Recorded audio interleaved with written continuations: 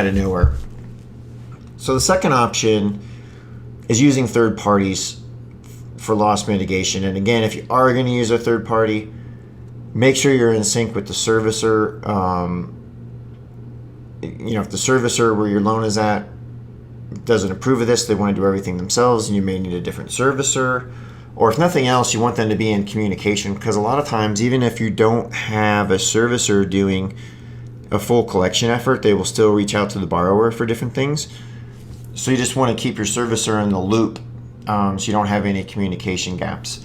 There was a third party that I used to use for loss mitigation a lot that I loved, and they were actually nonprofit credit counselors. So they were not technically debt collectors. So what was great about them was they didn't have to read the mini Miranda, and they were true credit counselors, and they were very good at talking to the borrower and understanding their financial situation and understanding what they could afford and where they were at in life. And they were really good at putting together solutions, forbearance agreements, trial payment plans, and other things that not only were good for me as the lender, but that were good for the borrower, that the borrower was going to be able to execute on. Because one of the big things as you talk to borrowers about potential agreements, there's no point in getting an agreement in place, even if it's really favorable for you, if the borrower doesn't have the ability to execute. I've bought some loans before where there were forbearance agreements in place, and what had happened was the previous lender asked for very high payment levels during the forbearance agreement, and the borrowers didn't want to lose their home, and they were scared, so they just agreed, but they didn't actually have the ability to follow through and pay. So that doesn't really help anyone out. You want to make sure whatever resolution you put in place in lieu of foreclosure is something that all the parties can actually execute on.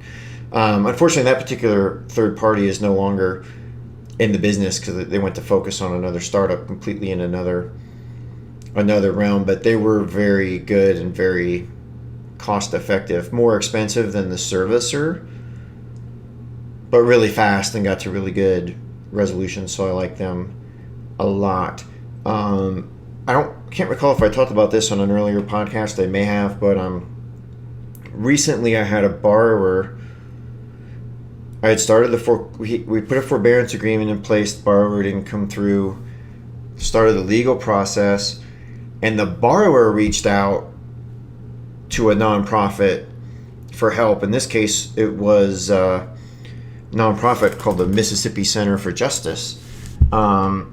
And so I got a call from an attorney from the Mississippi Center for Justice, which was a little concerning at first, but what was really great about them was they were willing. They asked first if I was willing to work with the borrower, which I said, yes, I always am. But what was really good was, so they would be willing to work with the borrower as an accountability process. And so they kind of served the function that this other third party I used to use had served, except I didn't have to pay them. They were actually acting on behalf of the borrower. So nonprofits can really be helpful in this situation. I have not looked around the country at other ones out there, but I'm willing to bet that there are other nonprofits out there that you can use to help with this. Now, you may also, I believe there are some third-party debt collectors that you could hire. I've not hired any of these. I've seen people advertise their services before for this. So I don't have firsthand experience hiring a third-party debt collector. I would just say, if you do, make sure they're licensed, because if you're calling to collect a debt, I think it might just be a nationwide law, or at least in most areas. Generally, they need to have some kind of a debt collector license to do that. So just make sure the person is authorized to do that. Otherwise, you could potentially get in some really big trouble for doing that. But third parties can be definitely useful.